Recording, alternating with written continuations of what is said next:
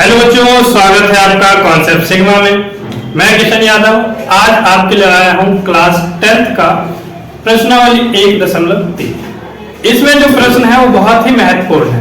ठीक है, 10th class में हर साल इस एक्सरसाइज से एक क्वेश्चन जरूर आता है। ठीक है, तो बहुत अच्छी तरीके से आप इस क्वेश्चन को समझेंगे। आपका इस एक्सरसाइज से 2, 3, 4, 5 जितने भी नंबर के क्वेश्चन पूछा जाए एक वो फिक्स है, समझ लो। ठीक है, इसलिए ये एक क्वेश्चन अच्छे से समझना जरूरी है। तो चलिए शुरुआत करते हैं। हमारा पहला क्वेश्चन जो है वो है, सिद्ध कीजिए कि रूट 5 एक अपरिमेय संख्या है। सिद्ध कीजिए कि रूट 5 एक अपरिमेय संख्या है। ठीक है, तो ध्यान देना, हम इसको सिद्ध करेंगे कि रूट 5 कैसे एक अपरिमेय संख्या है। ठीक है, चलो शुरुआत करते हैं। शुरुआत हमारी ये है कि जो संख्या कही गई है अपरिमेय संख्या दिखाना है, उसको हम पहले परिमेय मान के चलेंगे। क्या मान के चलेंगे? परिमेय मान के चलेंगे। तो लिख लेते हैं कि माना रूट 5 एक परिमेय संख्या है। रूट 5 एक परिमेय संख्या है। ठीक है, अब ये जो संख्या हमने रूट 5 को परिमेय मान लिया, तो परिमेय संख्या p/q के रूप में होता है। ठीक है, यानी कि भिन्न के रूप में होता है। इस धारणा को हमें गलत साबित करना पड़ेगा कि जो हमने माना वो गलत मान लिया। ठीक है, और जैसे हम इसको गलत साबित कर देंगे तो वो संख्या जो परिमेय नहीं होगी वो अपरिमेय कहलाएगी। ठीक है, तो ध्यान दीजिए, परिमेय संख्या क्या हो सकती है? परिमेय संख्या p/q के रूप में होगा। जब रूट 5 परिमेय संख्या है तो आप इसको लिख सकते हैं रूट 5 बराबर आप लिख सकते हैं कोई इंटीजर a/b। ठीक है, यहाँ p/q भी हो सकता था, कोई नहीं। हम यहाँ पे लिखते हैं कि रूट 5 बराबर क्या है? a/b, a/b। जहां a और b कोई पूर्णांक है, a और b कोई पूर्णांक है। इस क्वेश्चन में पूरा थ्योरी है। ठीक है, तो आप जो मैं लिख रहा हूं ना उसको ध्यान से समझना। आपको ज्यादा कैलकुलेशन नहीं करना है, बस थ्योरी को समझना है। ठीक है, तो जहां a और b कोई पूर्णांक तथा a और b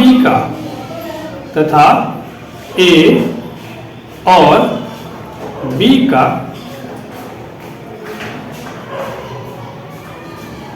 कोई सह अभाज्य गुणनखंड नहीं है। कोई सह अभाज्य गुणनखंड नहीं है। सह अभाज्य गुणनखंड नहीं है। सह अभाज्य गुणनखंड किसे कहते हैं? जो एक ही नंबर के दो गुणनखंड हो। एक ही नंबर के दो गुणनखंड, जैसे मान लो a और b का कोई कॉमन गुणनखंड होगा। ठीक है, उसे सह अभाज्य गुणनखंड कहेंगे। यहां तक क्लियर है? रूट 5 बराबर हमने माना a/b, और जहां a और b कोई पूर्णांक है तथा a और b का कोई सह अभाज्य गुणनखंड नहीं है, लिखना था ना, नहीं है। ठीक है, ध्यान देना, सह अभाज्य गुणनखंड नहीं है।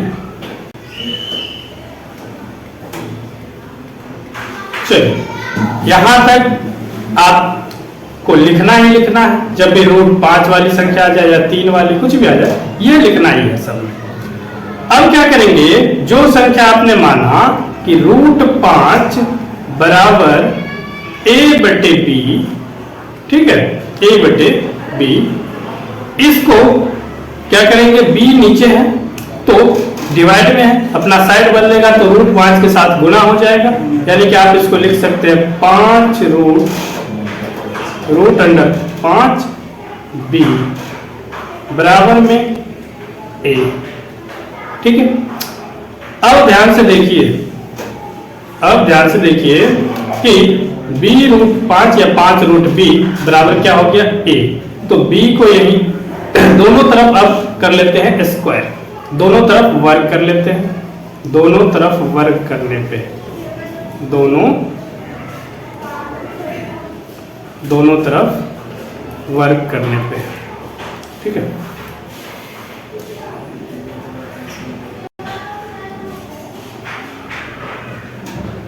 दोनों तरफ वर्ग करने पे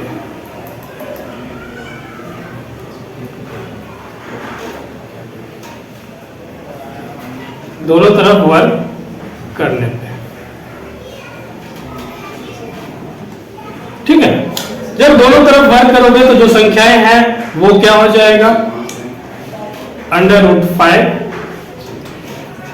b का स्क्वायर, ठीक है। वर्ग का मतलब दोनों तरफ स्क्वायर, इधर हो जाएगा a का स्क्वायर। ध्यान से समझना, जब आप इसका स्क्वायर करोगे √5 का तो 5 बाहर निकल जाएगा, ठीक है। और b का स्क्वायर होगा तो b स्क्वायर हो जाएगा, बराबर में a स्क्वायर आपके पास है ही। अब ध्यान दो, b स्क्वायर को यहीं आप रख लो और 5 जब अपना साइड चेंज करेगा तो इधर डिवाइड हो जाएगा, यानी कि a स्क्वायर बटे में 5 हो जाएगा। ध्यान देना, 5 a स्क्वायर को डिवाइड कर रहा है, यहाँ पे नीचे लिखी गई संख्या को ऊपर लिखी गई संख्या में डिवाइड होती है, ठीक है। तो ध्यान देना, हम यहां लिखेंगे कि यहां a स्क्वायर को 5 विभाजित करता है,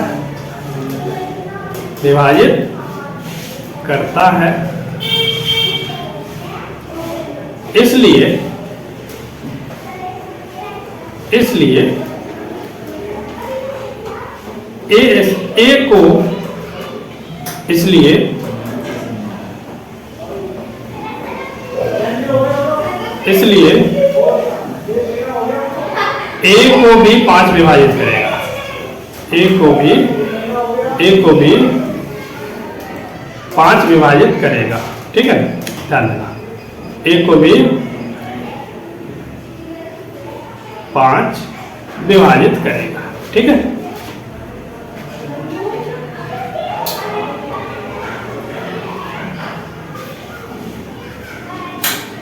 जब a स्क्वायर को 5 विभाजित कर रहा है तो 5 a को भी विभाजित करेगा। इसी प्रकार जब 5 जो a स्क्वायर को विभाजित करेगा तो कुछ नंबर आएगा डिवाइड होने पे, ठीक है। तो हम फिर से मान लेते हैं, जब डिवाइड होगा तो a बराबर कुछ संख्या आ जाएगा 5। तो फिर से हम मानेंगे, माना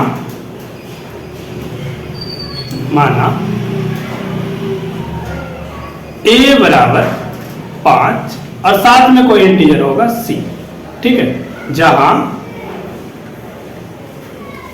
c कोई पूर्णांक है,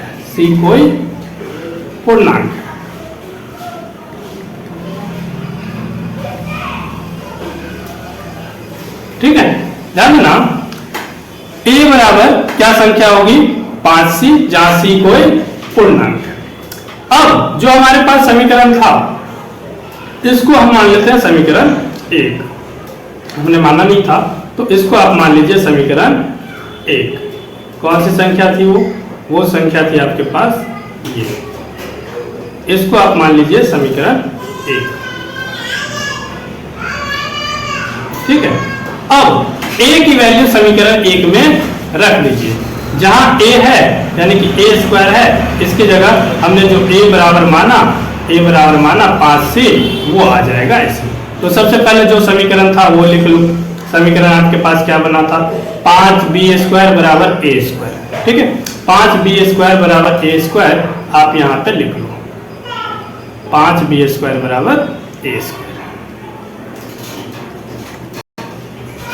जहां a है वहां 5c स्क्वायर रख लीजिए, जहां a है वहां 5c स्क्वायर रख लीजिए, यानी कि 5b स्क्वायर यहीं रहेगा और बराबर में a की जगह हो जाएगा 5c स्क्वायर। ठीक है, ध्यान देना, जब 5b स्क्वायर तो ऐसे ही रहेगा, लेकिन 5 का स्क्वायर करोगे तो कितना आएगा? 5 का स्क्वायर करोगे तो आएगा 25, और c का स्क्वायर करोगे तो c स्क्वायर आ जाएगा। ठीक है, ध्यान देना। अब 5 इधर मल्टीप्लाई में है, अपना साइड चेंज करेगा तो डिवाइड में आ जाएगा, यानी कि b स्क्वायर बराबर हो जाएगा 25 और बटे में 5, और आपके पास c स्क्वायर है तो c स्क्वायर रहेगा। ठीक है, 5 के पहाड़े में 25 कितने बार में? 5 बार, कटेगा 5 बार।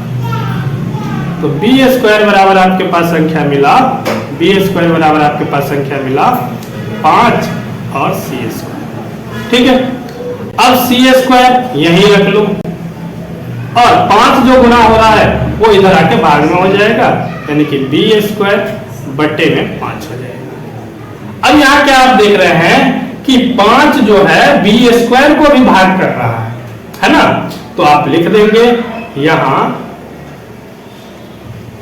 5 b स्क्वायर को विभाजित करता है, b स्क्वायर को विभाजित करता है, इसलिए 5 a को भी विभाजित करेगा, a को भी विभाजित करेगा।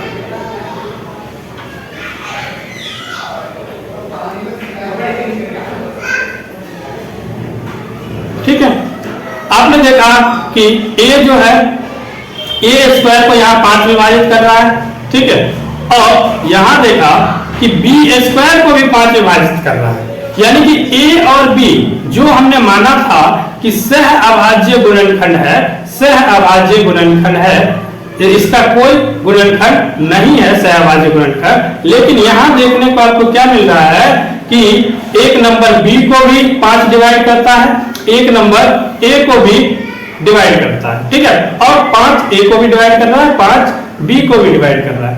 तो जब एक ही संख्या दो नंबर को डिवाइड करे तो उसके सहअभाज्य संख्या होगी।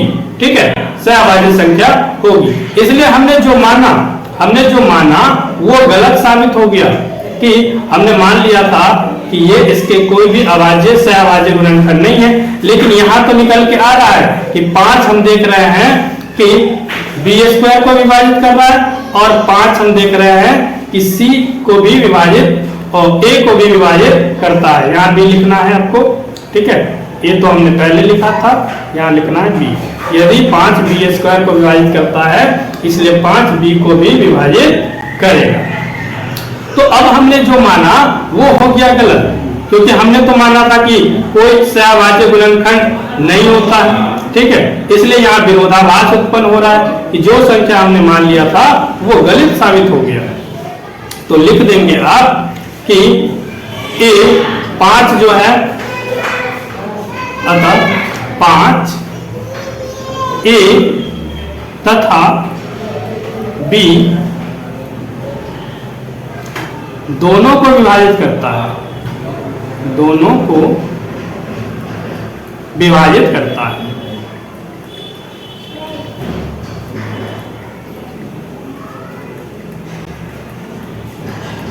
ठीक है, जब a और b दोनों को 5 विभाजित करता है तो इसका मतलब ये हुआ कि उसके सहअभाज्य गुणनखंड है। ठीक है, और ये हमारी गलत कल्पना के कारण पैदा हो गया था कि इसके सहअभाज्य गुणनखंड नहीं है, क्योंकि हमने उस संख्या को परिमेय संख्या मान लिया था। ठीक है, तो आप लिखेंगे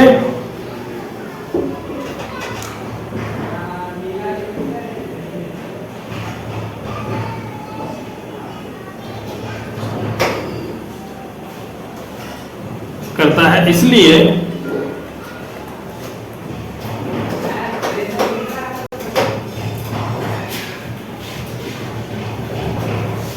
a तथा b के एक से अधिक गुणनखंड है, एक से अधिक गुणनखंड है।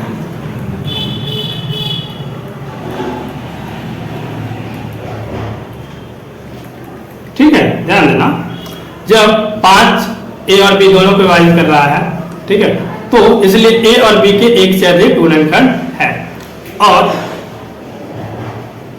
यह हमारी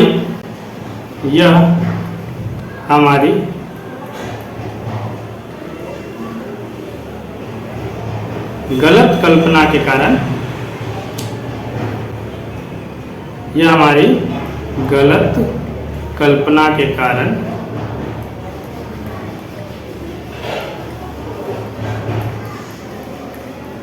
हुआ है, ठीक है, ध्यान देना, यह हमारी गलत कल्पना के कारण हुआ।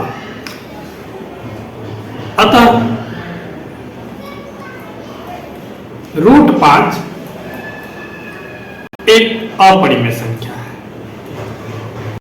एक अपरिमेय संख्या है।